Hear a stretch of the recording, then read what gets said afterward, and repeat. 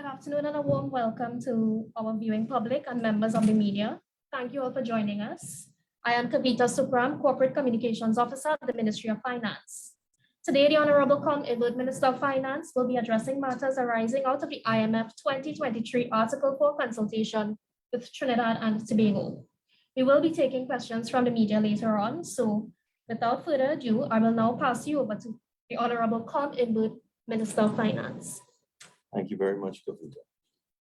I'd like to start this press conference by a slide presentation which goes through the concluding statement of the consultations between the International Monetary Fund and Trinidad and Tobago in respect of Article 4 of the IMF agreement. Now, before we do that, I thought it was necessary to have this press conference, and we thought so, because over the last couple of weeks, there has been a lot of misinformation in the media with respect to exactly what the IMF said. And what has happened, instead of proper reporting on the entire statement, elements have cherry-picked certain things which are of interest to them, or perhaps what they consider to be negative, and highlighted those. I firmly believe that if this staff concluding statement was overwhelmingly negative, it would have received coverage in the media for a month. But because it is overwhelmingly positive, it seems not to be newsworthy. So I would like now to go through the actual IMF statement part by part. So let's start with the first part.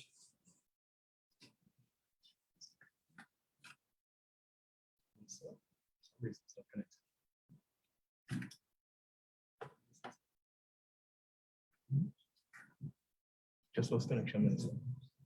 Connection with what? Zoom, the actual Zoom itself, we just lost connection. So I am now blank. No, you are still live. You are still live. Zoom connection. The presentation is done.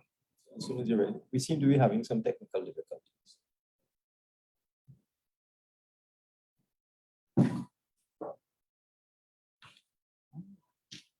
Kavita, perhaps you could take me off screen. You could take me off screen. Unmute me for now until we get this back.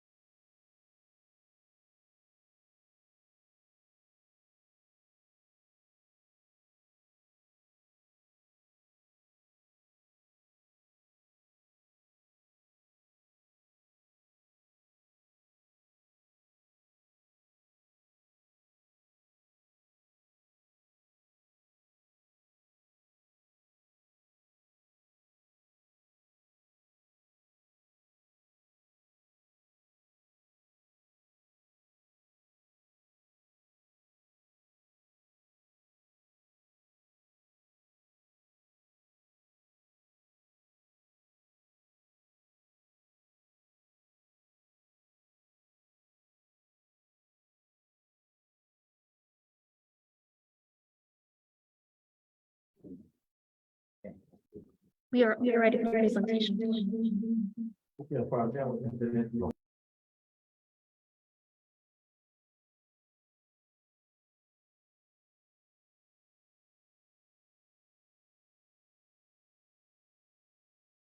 Line, economic activity is recovering. And in this slide, the IMF says in its statement that they are estimating that real GDP expanded by 2.5% in 2022. Now, the government's estimate was 2.0%. And in fact, the IMF team told me they felt slightly embarrassed because, the world view of the IMF is that they are the bad boys.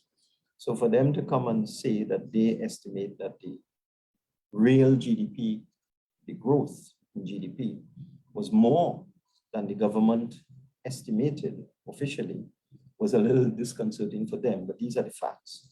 The IMF has estimated that real GDP expanded by 2.5% in 2022, and that they expect, as we go on to the next slide, we go to the next slide, right? They expect that there will be a decline in government debt. Look at this slide, for example. Central government debt declined to 53.8% of GDP, and gross public sector debt declined from 71% of, declined to 71% of GDP from 79.2% of GDP in the previous year.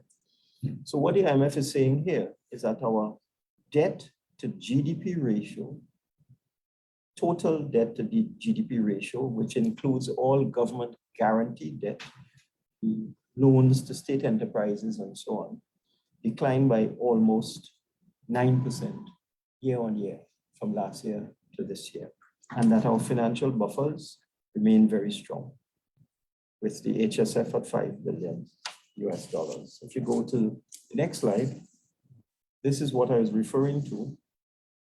The recovery is expected to gain broad-based momentum in 2023 with a 3.2 GDP expansion. We in the Ministry of Finance, we haven't finalized our estimates of what is going to happen in 2023.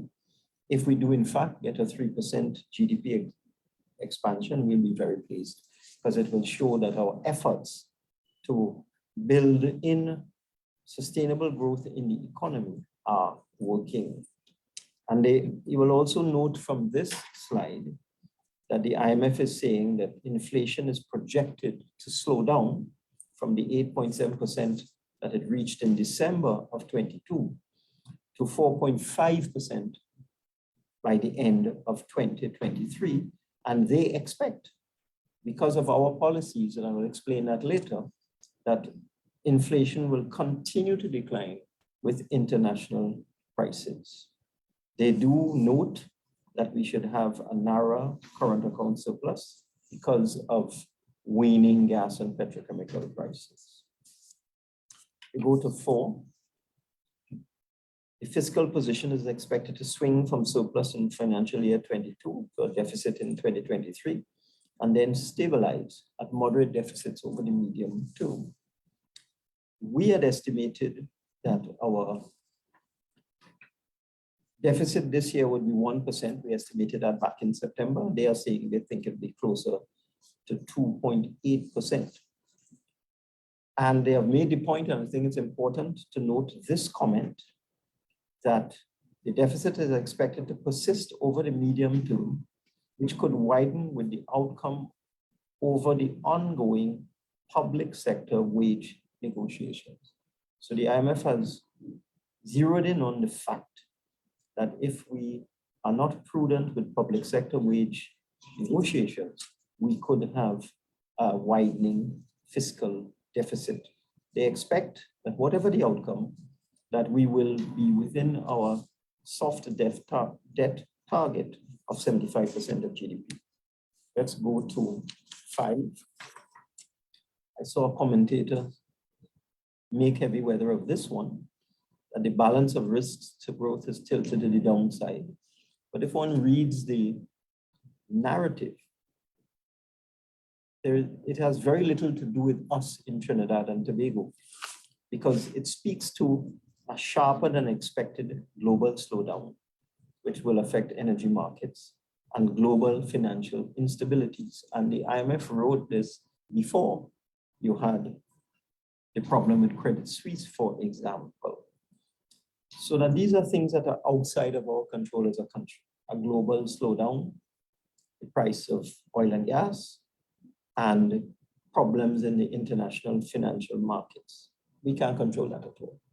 But on the upside, there's potential for higher than expected energy production and prices, including from a new US license to Trinidad and Tobago to develop a major gas field in Venezuela. So the downside risks they're talking about are the risks outside of our control, and we will do whatever we can within our control. Let's go to 6. This is a very positive endorsement from the IMF. staff welcomes the authority's prudent management of the energy revenue windfall and underscores the importance to continue rebuilding buffers. And in this, the IMF has underscored the fact that we put 345 million US dollars, 1.3% of GDP, into the Heritage and Stabilization Fund in 2022. They've also said that we're avoiding pro-cyclical spending and we're rebuilding fiscal buffers. So we are not falling victim to what the economists call the Dutch disease, that you get an energy windfall and you just blow it and you throw it away. They have seen that we are not doing that, and we're being very prudent and careful. When one goes to 7, the IMF is of the view that the envisaged expenditure envelope in the fiscal 23 budget is appropriate, particularly considering the capital expenditure needs. Now, in this fiscal, we increased the allocation for the capital program up to in excess of $6 billion. And this has found favor with the IMF and found favor with most agencies, including the rating agencies, because it will spend money on infrastructure and on projects and programs and will boost economic activity and also create employment. The IMF has also noted that we have taken the decision to partially liberalize fuel prices, and they have told us to continue providing targeted and temporary support to alleviate the rising living costs among the most vulnerable. And that means that they recognize that we are doing that, and they're asking us to continue to do that. Go to 8. The authority's commitment to balance the budget over the medium term is prudent and welcome. So, and they advise us to implement tax reforms, strengthen tax administration, gradually phase out subsidies, and improve public spending efficiency, all of which we have been doing for the last 7 years. And we've been doing it without being part of an IMF program. And I will talk about that at the end of this presentation. Let's go to 9. This is obvious. Long-term fiscal risks related to the pension system and the global energy transition away from fossil fuels need to be addressed. We in Trinidad and Tobago, we're not sleeping. We have been looking at our national insurance system, and the IMF has made the point, which I agree is absolutely correct, that in the absence of reforms, our national insurance system's deficit is expected to widen and is reserved to be depleted by the mid-2030s. And that is why they welcome our proposal to increase the retirement age to 65 years, which is still at the proposal stage. We are still looking at that and other ways of boosting the national insurance system, the NIS fund, to make sure that there's sufficient money there to pay retirement benefits for the foreseeable future. So they've told us to take a look at increasing the contribution rate, and that we have always said is a last resort. We are looking at it now to see whether it makes sense, but we are also looking at increasing the retirement age to 65 years. So the IMF is saying, look, you need to have a transition away from energy in due course, and I mean, that is obvious. So let's go to 10. Enhancing the fiscal policy framework would help strengthen planning and reinforce fiscal sustainability. What this means is that they are asking us to look at legislating fiscal rules. In other words, legislate how much money you can spend and so on. We have never done that as a country. And certainly during COVID, many countries that have fiscal rules into their laws found themselves in deep trouble, having to either amend those fiscal rules or to just breach them. Because in COVID, there's no way you could run a fiscal surplus, for example. I'll give you an example. Jamaica, for example, which had been in an IMF program for many years, over 40 years, had been asked by the IMF in order to get money from the IMF to post a fiscal surplus every year, 5 or 7%. And you can imagine if you have to post a fiscal surplus in Trinidad and Tobago as a as a part of rigid policy. Let's say we had to post a fiscal surplus of 5% of GDP every year. That would mean we would have to post a surplus of $10 billion, which would mean that we would have to spend 10 billion less than we earn. So that would cause such havoc to the Trinidad and Tobago economy and our standard of living that is not something that we are going to do. But we have asked the IMF to take a look at the way we approach fiscal matters, because we do have informal fiscal rules. We try our best to balance our budget. We try our best to be prudent. And therefore, we will ask them to look at draft fiscal rules so we could take a look at them, not saying that we would adopt them. If we go to 11, this is an interesting one. The IMF encourages the authorities to continue maintaining sound and consistent policies to support the current exchange rate arrangement. So what do they say? When they tell you to continue, they mean you're doing it. So they, as far as they are concerned, we have sound and consistent policies. They spoke about the repo rate, and I noticed a commentator jumped on that the fact that the central bank has maintained its repo rate at 3.5% since 2020 to support the recovery of the economy. They are asking the country, the central bank in particular, to seriously consider increasing the policy rate to contain inflation pressures and to narrow interest rate differentials with the US monetary policy rate. But in our meeting with the IMF, and the governor was part of our team, he made the point that unlike the Federal Reserve, which has a legal mandate to use interest rates to contain inflation, we have no such mandate in Trinidad and Tobago. Our central bank looks at all sorts of things, looks at economic growth, looks at credit to businesses, looks at the rate of unemployment, and makes a very careful decision with respect to the repo rate in terms of maintaining it at 3.5%, because simply the central bank doesn't want to crash the economy. Look at what's going on in the United States. The Federal Reserve, because it has this narrow straitjacket that it must use interest rates to contain inflation. So the Federal Reserve looks at inflation, it's going up. So they increase interest rates to suppress inflation. But what that does, it suppresses economic growth, it suppresses employment, and look at what it did to the banks. Because the Federal Reserve just kept increasing interest rates over and over and over, banks in the United States got into trouble. They couldn't cope with those increased interest rates. So it's easy to be superficial when you see something like this. But I want to commend the central bank, and I agree with their policy, that when we look at interest rates, we must not just be narrowly focused on inflation, but we must also look at GDP, we must look at employment, and we must look at economic activity, which is what they do. They use a very broad-based approach. They are not confined to just increasing interest rates to try and bring inflation down. And when the governor made that point to the IMF, they completely understood it. And ironically, this was before Credit Suisse ran into trouble. And Credit Suisse ran into trouble because of that, because of increasing interest rates. We go now to 12.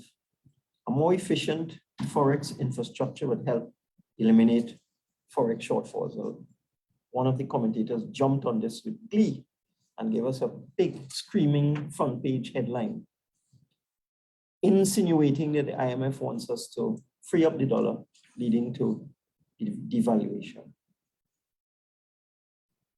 Look at what the IMF is saying here. And it brings me to my point.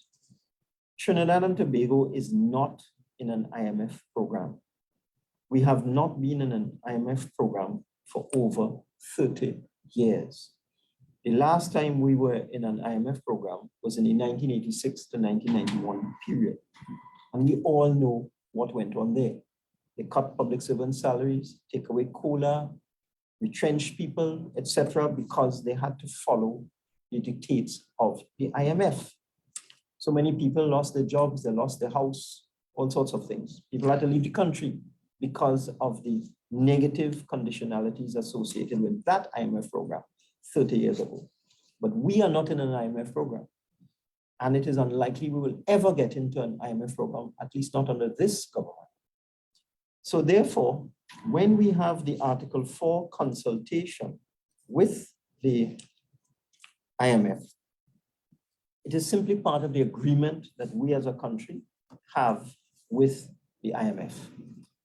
Countries agree. Every country that is a member of the IMF agrees under Article 4 of the Articles Agreement with the IMF that the IMF can exercise surveillance over the economic, financial, and exchange policies of Trinidad and Tobago in order to ensure that the country can make an appropriate contribution to the effective operation of the international monetary system. So when you join the IMF, you agree that every year or every 18 months or so, there is a consultation with the IMF and the country, between the two of them, on your economic situation pursuant to Article 4 of the Articles Agreement.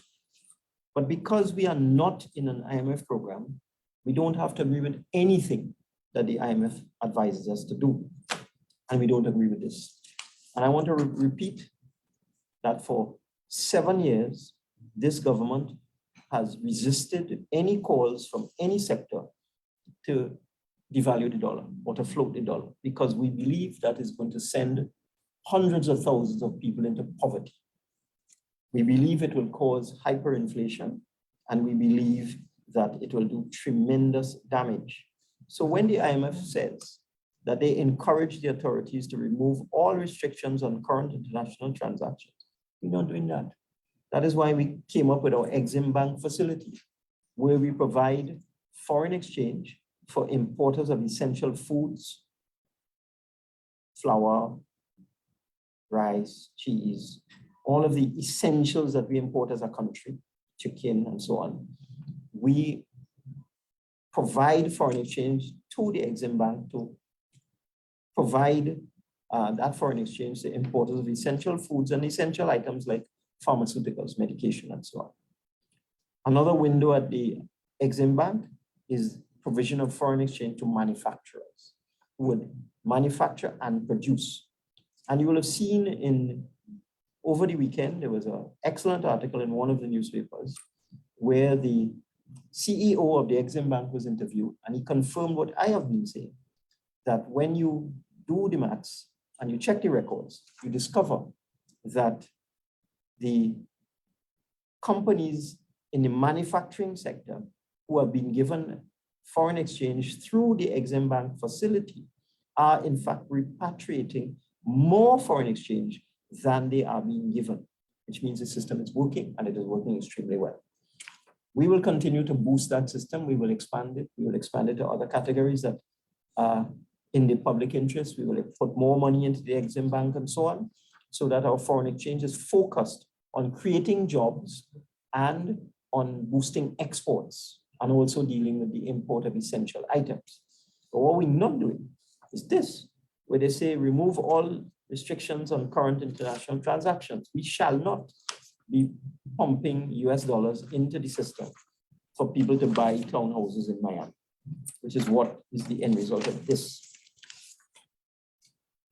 13, the authorities need to remain vigilant to potential vulnerabilities in the financial system.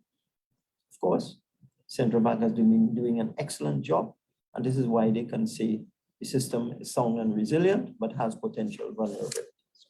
Let's go to 14, and this came up in the parliament recently, and the IMF has said this: they welcome the progress towards enhancing the resilience of the banking and insurance sectors in line with the recommendations of the 2020 Financial System Stability Assessment. The central bank has a program, and they're working actively on implementing all of the recommendations of the Financial System Stability Assessment. in order to continue to make our financial sector as robust as it possibly can be. Go to 15. IMF has recognized that we are actively embracing fintech for financial inclusion and development, and also working on mitigating the risks of digitization. Go to 16. IMF staff welcomes the authority's progress to enhance the financial integrity and international tax transparency frameworks. We have shared with them what we're doing with the Global Forum and the EU, and they are very encouraged as to what we have in mind. When you go to 17 now, this is obvious. We have to step up our efforts to secure economic transformation. They recognize the energy sector will remain country's main growth engine, but they are welcoming our efforts to take advantage of existing petrochemical infrastructure to transition into clean energy. And they make the point, of course, there's scope to diversify export products and markets. 18, again, this is obvious. The economic diversification process requires supporting policies to address structural bottlenecks. And the point they have made is that digitization will go a long way towards helping the ease of doing business and allow the government to deliver more efficient public services and enhance the social safety net. Go to 19, they're commending us on our work in terms of our solar energy projects and our move towards the production of green hydrogen. We're well ahead of many other countries in the world, many other developing countries where that is concerned. And then 20, this underscores the point that I have been making. The IMF welcomes the progress to improve the quality, timeliness, and coverage of macroeconomic statistics, so that they have confirmed my view that the CSO's publication of data has improved tremendously over the last several years. So those are the 20 points that the IMF made. And I dare say 17 of these 20 points can be viewed as overwhelmingly positive. And 3 are simply comments and advice coming from the IMF. So I will now open the floor to any questions.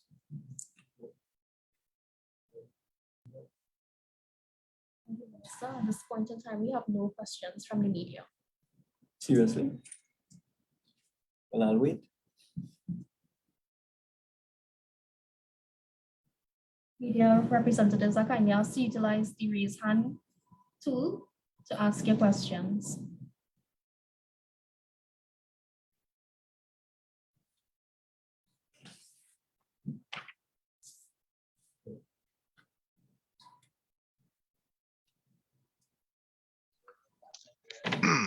Afternoon, Kunchanta of Newsday. Minister, given what you've just said, 2 questions that I have. First of all, given the objectives that the government has outlined in terms of strengthening, diversifying the economy and what the IMF has said, where does efficient public procurement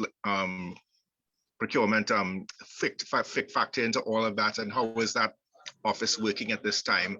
And secondly, given, as you're saying, what the IMF has come back to you, and it seemed to resonate a lot with what the government is doing, does this give you any type of thinking as to the format of what could be presented in the mid-year review? Well, certainly this IMF report would give a sort of a window into what could be presented in the mid-year review, because this is very recent. So the IMF was here during the month of March, February and March, actually just around Carnival time. And therefore, their report is several months after the presentation of the budget back in September. So their report is quite close to the mid-year review. So quite a lot of what they are saying would give you a window into what's happening and what will happen in the mid-year review. But no, it's not everything. The mid-year review will be far more focused. I'll be reporting on income and expenditure. I'll be looking at trends. I'll be looking at what we think the fiscal outturn would be, and also giving a report of some kind on progress being made in certain key areas like the Revenue Authority and things like that. But I suggest you wait until the mid-year review. I'm looking at end of April, first week in May for the mid-year review. So it's not going to be long, just a month or so from now. But with respect to procurement, the Prime Minister has given a commitment to proclaim the legislation by Easter, and Easter isn't far away. So I suggest you just wait. Thank you, Clint. We move on to our next question. Minister Imbert, Curtis Williams here from the Express newspaper, CCN. First of all, do you think that when people hear you say that the downside risks are really out of the government's control, but at the same time you thump your chest when prices are high, that there seems to be a kind of two-faced approach to reporting to the country, where if things are bad, it's the international situation, but if those same prices are good, then it's really your performance. Do you think that sometimes sends the wrong message to the country? And the second question I want to ask you is, it's clear that we've seen in the last 3 months significant fall off in LNG prices globally. The GFC, there was a report in this weekend's newspaper that shows as much as 40 to 50% fall off globally in LNG prices, significant fall in petrochemical prices. To what extent have your revenue streams been negatively impacted by those things? Just let me correct you first, Curtis. I made it crystal clear before. I'm making it today, and I'll make this point in the future. Have we lost Curtis? No, He's still there? he's muted. Okay. Just Yeah, about to that's ask. not seen it. Right. I've made it crystal clear before that when you go into the economic fundamentals, if you look very closely at the data from the Central Statistical Office, and if you even go and look at what the IMF is saying, that the outturn in fiscal 2022 was not only due to enhanced oil and gas prices. And in fact, the non-oil sector rebounded much better than the energy sector. So that our success last year was due from 2 sources. Of course, the unexpectedly high prices of oil and gas helped to boost the coffers in the treasury. Of course, that goes without saying. But when you dig into the numbers and you see the growth in the non-oil sector, you see the growth in exports, non-energy exports, averaging 20% in fiscal 2022, it is not correct to say that when things went well last year, it was because of external factors. It was not. It was a combination of external factors and internal factors. And in fact, I am very encouraged by what I'm seeing in the data coming out from the CSO. When I look at industry by industry, I'm very encouraged because I'm seeing that our economy has rebounded from the ravages of COVID. I'm seeing that our manufacturing sector has taken up the challenge and is growing at a tremendous rate. I'm seeing that exports in the non-energy sector are growing, and therefore our diversification strategies are working. With respect to the second part, and I always find it interesting the way the media puts things across. When something is bad, they say so-and-so said. When something is good, they say the minister boasted or he thumped his chest, as you said. We simply state facts. When they're bad, they're bad. When they're good, they're good. We don't boast. But I mean, that seems to be a word that is used frequently by the media to kind of discredit good news. Let me go to the second point. Yes, we have some issues in terms of revenue. I will account to the country at the time of the mid-year review. Yes, I have some concerns about revenue targets and so on. Obviously, we can all read, we all see the international press and so on.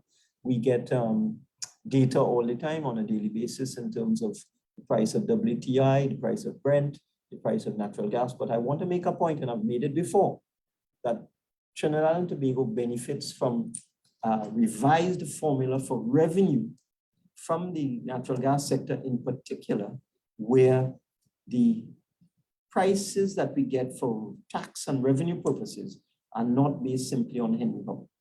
They are now based on 3 benchmarks. The Henry Hub is the United States benchmark.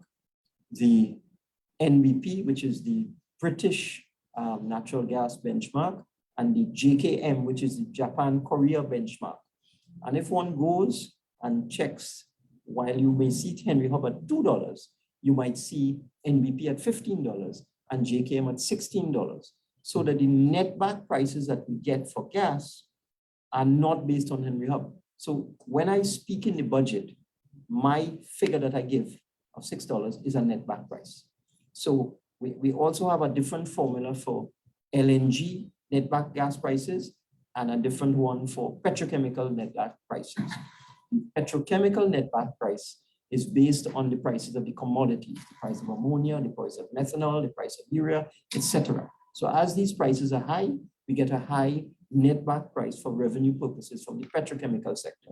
And as the JKM and the NBP prices continue to be elevated, it is helping us tremendously in terms of dealing with the issues with respect to the extremely low and unanticipated Henry Hub price. And I can tell you that for the first 4 years of the fiscal, the net back price for gas was above the budget estimates. As we move in now to the latter part of the fiscal, it's coming a little below. So the average for the last 6 months or so is turning out to be close to the budget estimates for gas. Oil, of course, is lower than before. And as the IMF has said, we make adjustments, we are prudent, we are careful, we are sensible, and we will manage accordingly. We'll move on to our next question.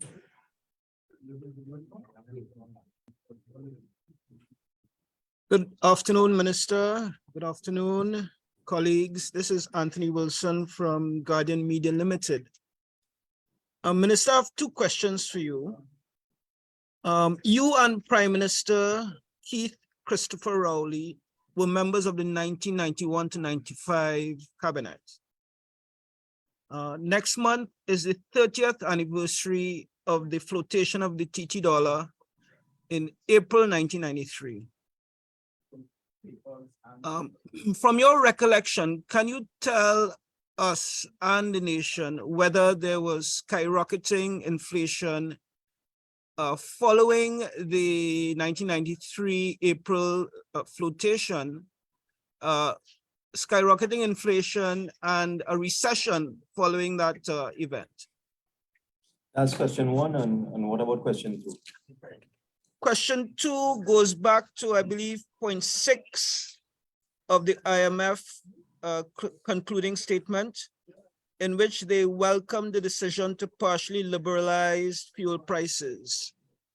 Given where the price of oil, Brent, and West Texas is now, would the country benefit from a full liberalization of fuel prices at this time? Okay, I'll answer question 2 first. Oil prices are so volatile that one has to look at them for a suitable period of time, because you could be at $100 today and next week at $75. So we are monitoring the price of oil to see how it affects the fuel subsidy, and we'll make an appropriate decision at an appropriate time. But you can't just jump because you see today it is 75, because 2 months ago it was 95. So one has to be careful. One can't make a knee-jerk reaction.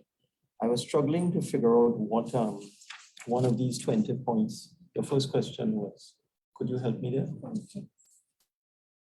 First question, Anthony, which one of the 20, question? which one of the 20 points in the IMF concluding statement was your first question, which went back 30 years? Maybe point 11, which advised the government to remove the restrictions on current international transactions. Okay.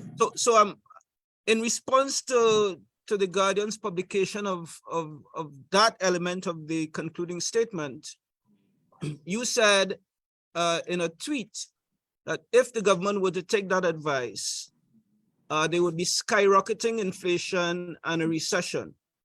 I'm asking you, in the context of April 1993, the flotation of the TT dollar, was there skyrocketing inflation and a recession following that event?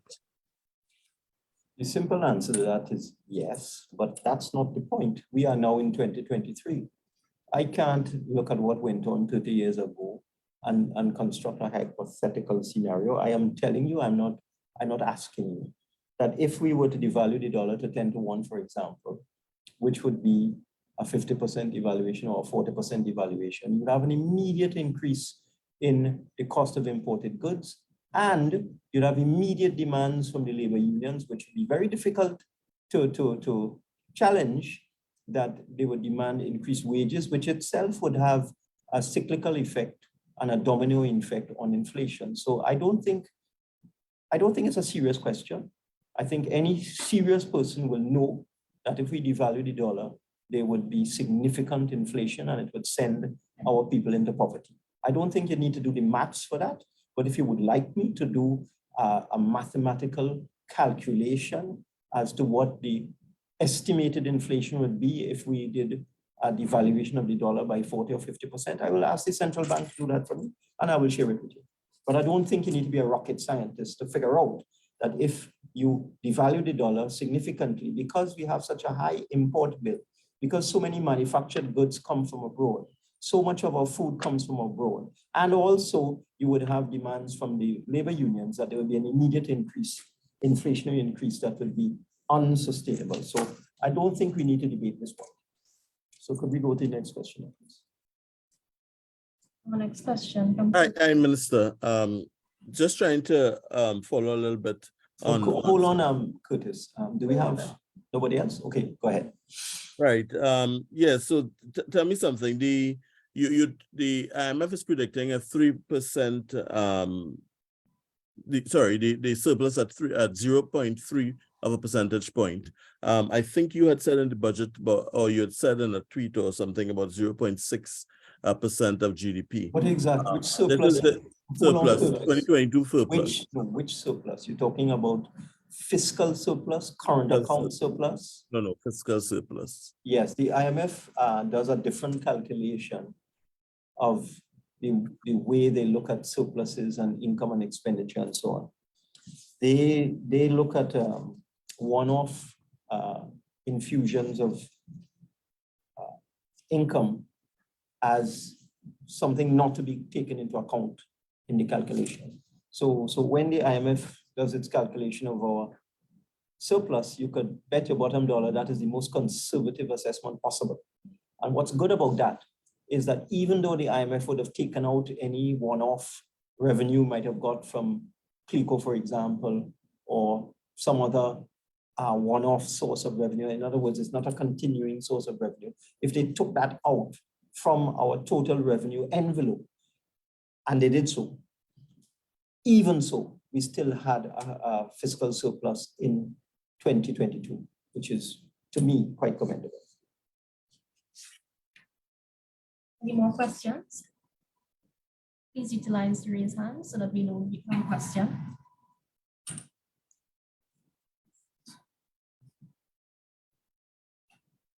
Yeah, I had actually had two questions and I didn't get a chance to ask the second. The second question. That brings you up to 4 now, eh? You realize that? Yeah, that's why we must have face-to-face conferences and not these virtual. I'm not sure the rest of the media would agree with you, but go ahead. Yeah. The other question has to do, Minister, with respect to the deficit, the 2023 deficit figure of 2.8% that's being estimated. That is likely to be somewhere around $4 to $5 billion TT. If it comes to pass, yes. Now you see, hold on. That 2.8 is based on 2 factors because I interrogated them on that, and I want to make a point now. I made the point tangentially before, but I need to make it more directly now. When a country engages in an Article 4 consultation with the IMF, it's part of an agreement. So you agree to do this. And they will look at your economy, they look at your fiscal situation, they look at your monetary policy, and they make recommendations. But when they finish the Article 4 consultation, you have a choice. It's within the rules. You can either publish their concluding statement or It's not published. It's up to the country. So every single word in this IMF statement is something that we looked at and we decided we didn't have any violent objection to. I could have decided not to publish the statement, but as you will observe, I tried to give full exposure to everything. So I told the IMF, no problem. We will have a publication of your concluding statement. And similarly with the Article 4 report, because the concluding statement is simply a summary of their observations and findings and recommendations. The report, which goes to the full board of the IMF, will be a far more detailed and far more comprehensive analysis of the Trinidad and Tobago economy and how the government is managing our finances. Again, countries can say, we don't want you to publish that. And there are several countries that just don't, because they don't want what is in the concluding statement or the Article 4 report to get out into the system. I've agreed to that as well. So I just want you to understand that a lot of what is in here, that is why I can answer you when you ask me the question about why is their calculation of the surplus different to mine. And I ask them, and then I say, no problem, go ahead, because this is your formula, this is your statement, go ahead and publish it. And I'm now able to explain, because I asked them, how come you came up with that? And what they do routinely, they told me, like a very conservative bank, I guess, if you're dealing with a commercial bank and you present your financials, the bank will look at extraordinary items of revenue, one-off items of income, and say, look, we're discounting that. And then we will look at your maintenance income, the income that you can maintain going forward. So that I just wanted to make a point that everything inside of here is something that we have no violent objection to. Some of the things we're very happy that they have endorsed us, and some of the things we don't agree with them, and that has been our policy for the last 7 years. So perhaps now you could rephrase your question.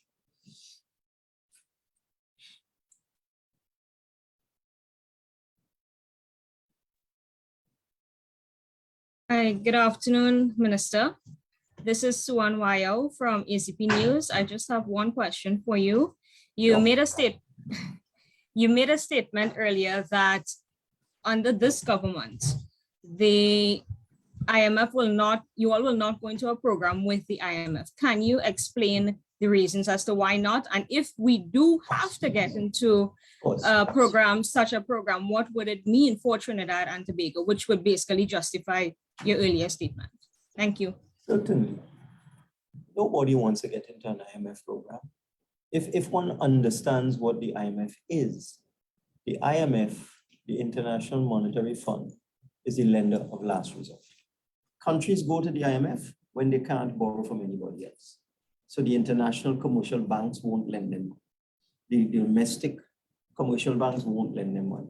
They're struggling to get money from the multilateral institutions because they're not happy with the conditions that might be imposed with those sources of funding. So when they have nowhere else to turn, nobody will lend them money to balance their budget, because it's also a country in distress. Whenever a country goes to the IMF, it's in distress. And quite often it's because they have a balance of payments crisis, and quite often they have a currency crisis. And I explained this the other day, and I want to explain it again. When one speaks about a currency crisis, one speaks about the fact that you have no foreign reserves. So a country might run out of foreign reserves. So instead of having 8 months cover as we have, they might have 1 month's cover, 1 week's cover. There are some countries, I'm told, that they count the amount of money they get every single day. And then when they figure out how much money they got today, they then decide what bills they're going to pay tomorrow. We are nowhere near there. So that we have absolutely no need to go to the International Monetary Fund. We have substantial financial buffers, as they are called. We have substantial reserves of foreign currency, which have stabilized in the $6.87 billion range now for the last 2 years or so. Our public debt has stabilized at about 129 billion, and our debt to GDP ratio is coming down. Our current account is in surplus. Our balance of payments is positive. So we don't need to go to the IMF, and it's the last thing a country would want to do. I gave the example of Jamaica being in an IMF program for over 40 years. being forced by the IMF as a conditionality to post a surplus. And by posting a surplus, they had to cut their expenditure and they had to reduce the expenditure on social programs. So one does not want to go there, and we have no intention of going there. Okay. I believe Curtis had a supplemental question. Curtis, would you like to go ahead? Yeah, Minister, the same question about with respect to the debt. If the debt gets to that 2.8%, or if you yes, no, you're talking about the deficit. Sorry, the deficit. My apologies, the deficit. Right. Let me explain. Yes. That's why I gave hold on, let me ask the question. Go ahead. Do you expect then to make changes with respect to the capital expenditure program? Right. So what you are saying, your question is that if we run into trouble with our fiscal deficit, will we cut back on our capital expenditure program? The answer is no, because all of the authorities, the IMF, the rating agencies, Standard & Poor's and Moody's, welcome expenditure on capital development. All of these entities are not favorably disposed to increasing expenditure on recurrent expenditure. As far as they are concerned, recurrent expenditure does not stimulate economic growth, does not create jobs, and does not stimulate economic activity, does not stimulate exports. But your capital program does that, because your capital program is infrastructure, it's highway infrastructure, it's projects, it's facilities, it's everything within the capital development program is designed to boost economic activity, improve the ease of doing business, and create jobs. So the answer is no, we would not cut back on capital expenditure at all. And in any event, we have managed significant deficits in the past. And my focus, and I saw Minister Dukaran talk about it recently, and he says this all the time. And I looked at what he said this time, and he said we should not be too worried about budget deficits. We should focus on growth. And my focus will be on growth. So even if we have to increase the deficit to maybe 2 billion or 3 billion, as the case may be, because that's just an estimate from the IMF and it's extremely conservative. They're assuming the worst in terms of oil and gas prices and production and so on. They go to the extreme when they do the calculations. And that's why they were a bit upset that they had to come with a higher growth figure in 22 than us, because they're not supposed to do that. So we would not cut back on expenditure willy-nilly. We will try to maintain economic momentum, even if we have to have a higher deficit than we expected. Okay. I have another question from Anthony Wilson. Anthony, Sure. go ahead. Minister, the point 11 of the IMF concluding statement says, increasing the policy rate should be seriously considered to contain inflationary pressures and narrow the negative interest rate differentials with the US monetary policy rate. This would also help mitigate potential risks of capital outflows, and it goes on. Yeah, I read it. As I said, I reviewed the draft statement before it was published, and we are not violently opposed to this.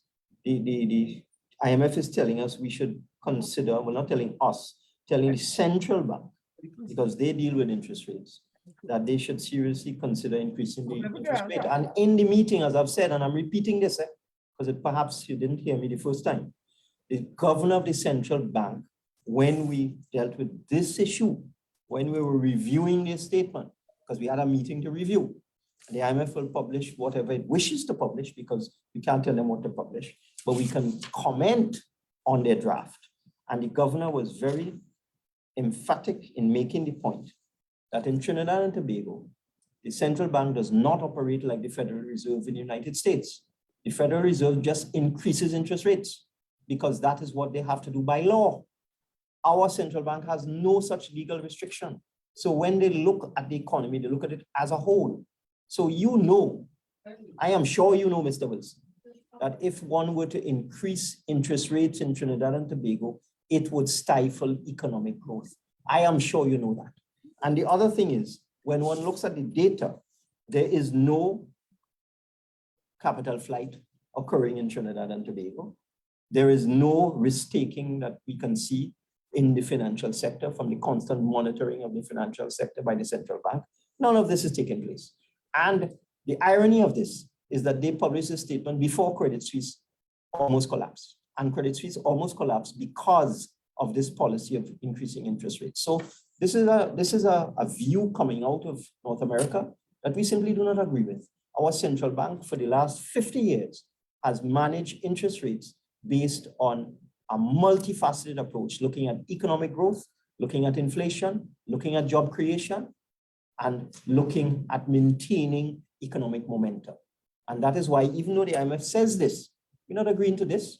I don't know whose agenda is here telling us that we must increase interest rates. I don't know if somebody wants to benefit from higher deposit rates. I don't know what the issue is, but we're not doing this because from the time you increase interest rates, that increases borrowing rates. Small businesses will suffer if they have to pay increased interest rates. It will cause them to reduce their profit margin, may even cause the collapse of certain small businesses. So the central bank is being very prudent and very careful and very sophisticated in the way it is dealing with interest rates, and I comment. How long have we been? Do we have any other questions? For about an hour. Questions at this point? Okay, I just want to thank everybody for We just have another question. Would you like to facilitate from Mr. Williams? It is? Okay. This will be the last Sorry. question. Yeah, my last question is, it has to do with respect to the NIS situation. Okay, this is the last question, period. You see how Yeah, that that's is? fine. That's Go ahead. fine. With respect to the NIS situation, where are you with respect to the consultations with stakeholders with to move the retirement age to 65? Consultations how are being quickly completed, right. but as Mhm. expected, you have mixed reactions. The majority of the stakeholders are interested in it. Some of the trade unions are opposed to it, isn't it? And within the trade union movement, you have dichotomy because you have the NU, GFW demanding that the government make the retirement age 65 years across the board in the public sector. NU, GFW demands that loudly too. And then you have the PSA saying, don't touch it. Now, there are always arguments for and against increasing the retirement age. Some people will feel they are denied promotional opportunities, and when people reach 60, they should leave, so that it creates room for career movement. Other people will say, at 60 years old, they're still fit, they're still healthy, the brain's still working, and therefore they can make a contribution to society because of their tremendous experience. And for them to just leave the system and all of that institutional knowledge and experience and capability just disappear is not a good idea. And in any event, they can continue to contribute. They can continue to earn a much higher income because your pension is always less than your salary. So there's a whole body of people who welcome the idea of an increased retirement age because it means they can earn substantial income for longer and that they can contribute after the age of 60. You know, it all has to do with the development of the human body over time. You know, people worked for much less in the past. People died at an earlier age. People were less productive at an earlier age before. Now you have people being productive into their 70s and into the 80s. Look, we just increased the retirement age for judges to 70.